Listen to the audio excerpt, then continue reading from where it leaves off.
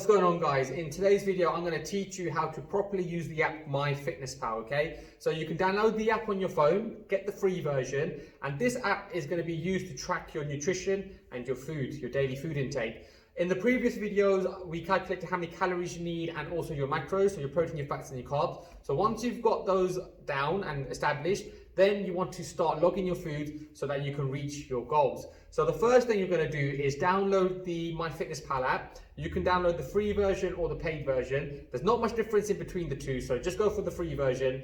The paid version has a few more functions you can do and also no adverts, but the free version is completely fine. So download that. Once that's downloaded, you're going to input your information, and then afterwards they're going to ask you what your goals are, so you're going to fill that all out. But once that's done, they're going to give you a number of calories. They're going to set you up a number of calories and macros, but we need to change these to the ones we have calculated. So to change these, you're going to want to go into the app, right? Go into the menu button, then press settings, go on goals, right? Click goals, then click calorie, carb, and protein and fat goals under the nutrition goals. Once you get there, a page is going to come up where it's going to give you, you can adjust the calories, and then you're going to adjust the macros through percentages. So it's going to ask you, like, 35% protein. So you're going to have to adjust these. So if you can see here, you're going to have to adjust them to the appropriate ones, okay? It might be a little bit different to what you calculated, like a few grams out, but don't worry about that. And then press tick, and that will have changed the settings into your app. So now when you go onto the diary page, right, this is where you enter in your meals. So I've got here like meal 1, meal 2, meal 3, meal 4.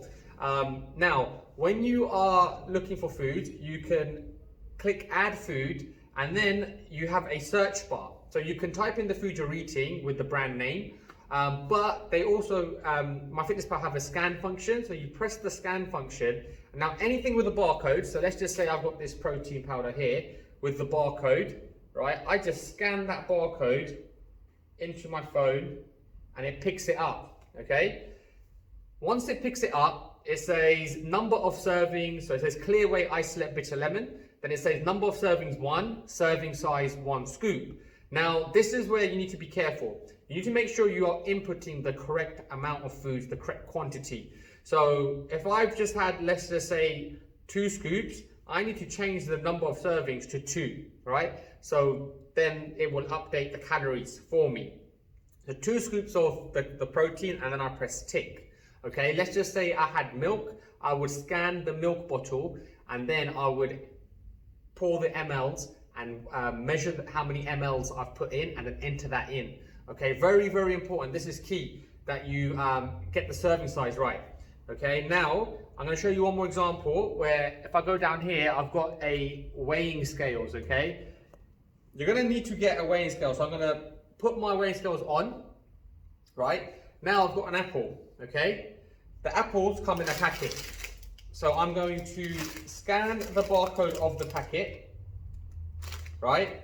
Now it picks it up as Gala apples, Sainsbury's. It says number of servings 1 and serving size is 100 grams. So what I'm going to do is I'm going to make sure that my weighing scale is set to grams. Okay, and then I'm going to put the apple on, and it comes up as 107 grams. So I need to adjust this to 107. So what I'm going to do is I'm going to click on the 100 grams and turn it to 1 gram, and then number of servings I'm going to do 107.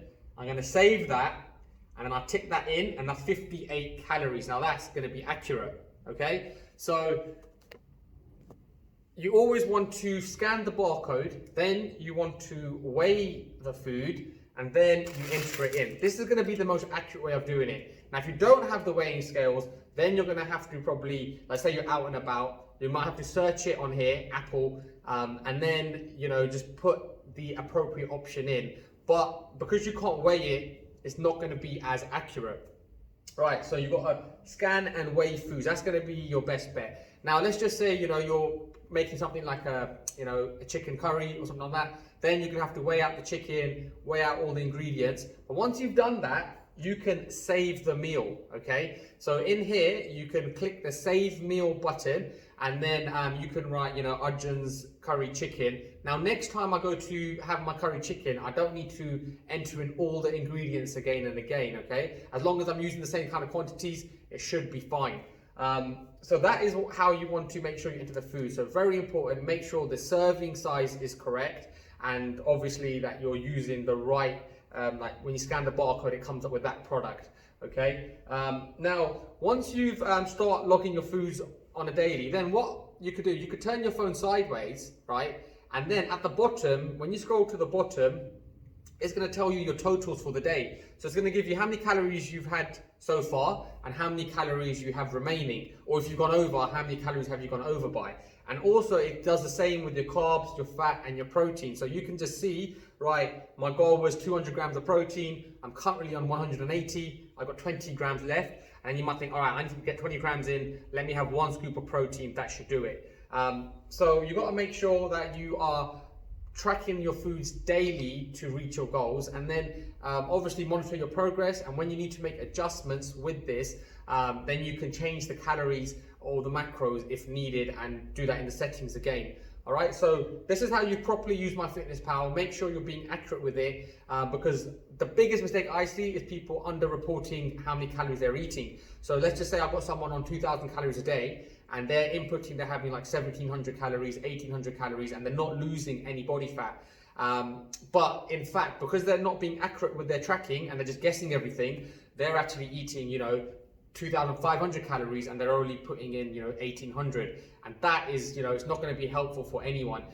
So make sure you're accurate with your tracking, and then when you do need to make adjustments, you'll know where you need to make the adjustments. So hopefully this video helped you understand Myfitnesspal a bit more, and you know, get a better understanding on how to use the app. And then going forward, you can just continue to use the app. And when you start getting really good at tracking foods and stuff, then you can start coming off the app, because the goal isn't to, you know, log your food for the rest of your life. Use it as a tool to understand, you know, reach your goals. And then once you've understand food, and it really helps you a lot with tracking your calories, and then you get to understand how many calories are in certain foods, and that will allow you to make better food choices going forward. So I hope you enjoyed the video, and please like, share and subscribe, and I've got more videos coming out every week. Thank you.